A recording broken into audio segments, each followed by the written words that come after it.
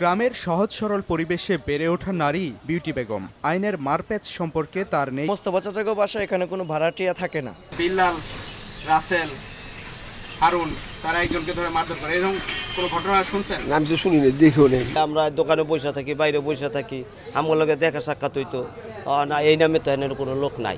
আদালত সেটা ঘটনা ন্যায় বিচারের সাথেই আদালত সেটা তদন্তে পাঠায়, কিন্তু এখান পুলিশ ওইরকম বাদীদের সাথে যোগসাজশ করে এই সমস্ত মামলার প্রতিবেদন দেয়।